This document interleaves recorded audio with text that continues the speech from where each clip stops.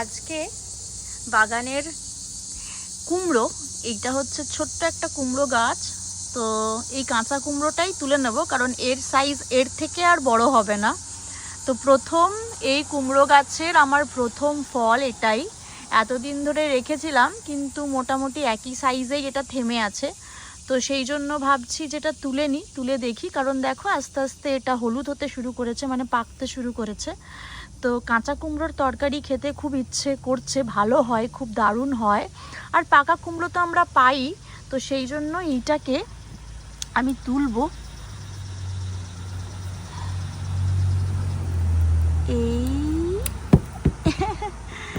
এই দেখো, এই হচ্ছে কুমড়ো।